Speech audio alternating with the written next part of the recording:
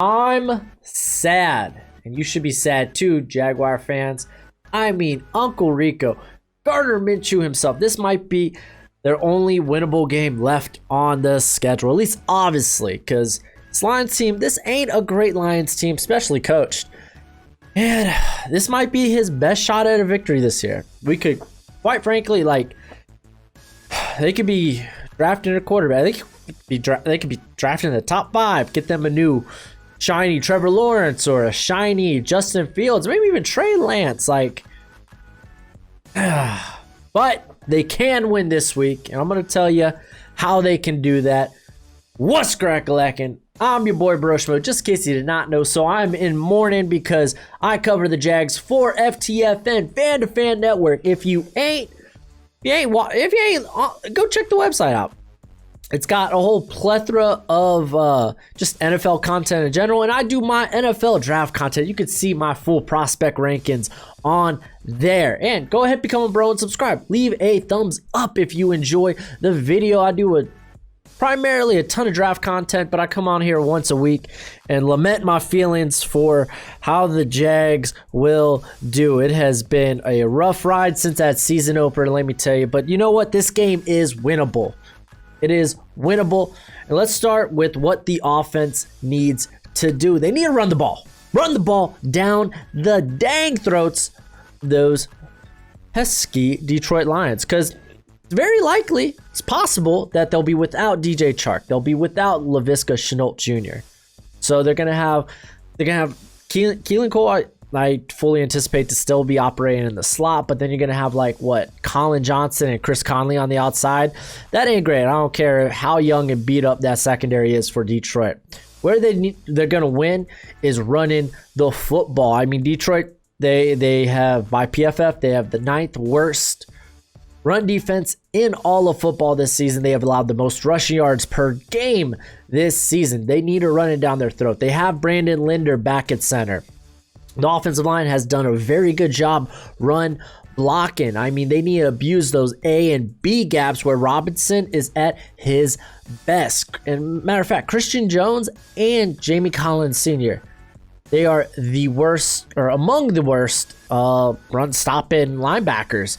So we could be talking about them ripping off runs of 10 plus yards occasionally. So they need to do it. Doug Moreau, man, just give Robinson the ball 25 times or more. Give him the Derrick Henry treatment this week. And I know Jay Gruden, man, he loves those short to intermediate gains, especially on first down, to enable those second and shorts where they can do whatever they want. But they just run the ball. Run the ball, Gruden. But they should attack underneath this. If they're without Chark, if they're without Shenault, then it likely Minshew and Keenan Cole, they need to regain that chemistry they had so early in the season. I mean, through the first 3 games, Minshew was 15 of 16 when targeting Cole, and that went for, I think, 2 or 3 touchdowns. The last 2 weeks, they managed to get a touchdown last week to Cole, but he's been 6 of 11. So they need to rekindle that relationship, especially on a beat-up secondary. They're going to be without their starter, Desmond Trufant. They're likely going to be out Justin Coleman because he hasn't practiced at all this week. So they're going to be probably starting Daryl, who was it? Daryl Roberts. There we go. Daryl Roberts. He'll likely operate in the slot. He was okay last week, but if you're going to be without your big name guys, then yeah, go ahead and target him a ton like you were at the beginning of the year, Gardner. Come on, man. Come on, Uncle Rico. But if it is going to be Jeffrey Okudah and Amani Ariwari that are going to be their starters, and you do have Chark, if you just have Chark, if you just have Shenault, if you have one of them, then yeah, throw the ball on the outside. Attack those guys, but primarily, what was I saying? Run it down their dang throats. Then on defense, man, let's be honest about defense. Defense is crap, dude. They need to show some grit, man, because we know they might be without Josh Allen this week. He's questionable. They'll get CJ Henderson back. That's fantastic. fantastic, but this defense, they need to step up in some sort of way. Todd Wash, I don't know what you're doing. Bring the extra rusher, because this defensive line does not get pressure. I know Josh Allen's been relatively pretty good this year, but if they're without him, then what? I mean, Smoot was solid. He stepped up in a big way last week. He had 6 pressures, 3 hits on the quarterback, and I think a sack. I mean, he was solid, but that play needs to remain. He needs to play like that this week, regardless if Allen is in or if Allen is out. They need to get pressure of some sort. I don't think it'll be on the outside, because the tackles for the Lions have been pretty darn good. Taylor Decker's been amazing, and then they have Tyrell Crosby, who's been pretty darn good at right tackle this year for the Lions. But where I think they could focus this pressure at is at the center position. If the Lions are without center, Frank Ragnow, he's currently a game time decision. So who will they have then at center? It could be Joe Dahl, who just started. I don't know if he practiced this week, but I know he just came off the IR, who's never taken an NFL snap at center. Or they could go with a practice squad body like Bo. I'm gonna butcher his last name, but I think it's Benchwall. Like I said, I'm gonna butcher it. But this guy, he hasn't taken a snap in the NFL, and in college at Wisconsin, he never took a snap at center. So they might be facing one of two guys who have never taken snaps at center, unless, of course, they maybe move Jonah Jackson at center. I don't think they'll do that, but some way, somehow, hopefully, Aubrey Jones might be able to play. He's questionable as well. They find some sort of pass rush there in the middle, and it's gonna have to come from the defensive line, because Wash don't like to blitz. I don't know what's wrong with him, but the secondary has shown optimism. Kind of. Sidney Jones, dude. Sidney Jones. Who remembers Sidney Jones? I remember Sidney Jones. I thought he was going to be a fine Eagle. Instead, he put on a banger for the Jaguars last week. He was very good. He only allowed 1 reception on 5 targets. That 1 reception went for 10 yards. He had 3 pass breakups, an interception. He was very good with Henderson coming back. Those two on the outside, again, very, very promising. Though everything is not all fun and dandy in the secondary. They had Andrew Wingard go down. He's on IR. So they essentially have no deep safety. Like last week, they ran two box safeties. I mean, they were close to the line of scrimmage last week in Jared Wilson and Josh Jones, who Josh Jones was terrible. So bad that he got benched halfway through the game last week for the rookie Daniel Thomas, who wasn't much better, but he was a bit of an improvement.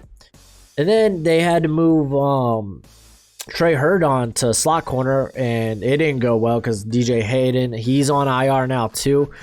I mean, Hurdon, how did he fare, you may ask? He gave up 94 yards and a touchdown. It wasn't great, and he's probably going to be the slot guy this week as well. And he's going to be guarding Danny Amendola, who's going to be it's going to be a tough matchup for him. But they can't do what they did last week. They literally let their corners play on an island, and it cost them. The offense wasn't able to keep up with the Texans because every stinking drive the Texans were scoring. It put too much pressure on the offense. They can't do what they did last week and let their corners play on an island. Not with guys like Kenny Galladay, Marvin Jones, Marvin Hall, who's a dangerous speedster downfield. They can't let their guys be on an island. They need to give them some help. I know Detroit likes to run the ball. If they want to run the ball with freaking Adrian Peterson, DJ Swift. Is it DJ Swift? I don't know. Maybe got that wrong. That was the 2020 draft. I'm all about the 2021 draft right now. But if they want to do that, then fine. Do it. Take those long drives. I don't care. Don't give up downfield. Don't let them rip you off for big gains downfield. Don't let them blow the top off your defense. Don't put your corners on an island, Jaguars. Don't do it. I just want to see, like I said, some grit from this team, some some moxie, something.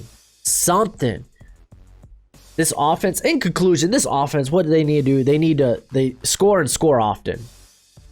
They can't rely on the defense to stop anybody. Defense, what do they need to do? Just don't get beat for big gains. If the Lions are gonna beat you, let them do it through the running game. Don't get beat for big gains over the top. But I mean, this game's totally winnable. It's gonna be tough because Stafford, he was starting to look like the Stafford from last year before he got hurt in Week 4 against the Saints after they were down a bunch of points. But that's still a bit scary. That guy that was averaging like the most depth of target, I think that's how you would word it. He was throwing the ball deep a lot last year. So you just don't let it happen. That's what I'm saying. I'm saying don't let it happen. They can try. Don't let it happen. At least make an effort. So good luck, Jaguars. Good luck, Uncle Rico. I'm really rooting for you. But as always, till next time, you be easy, my friends. Later.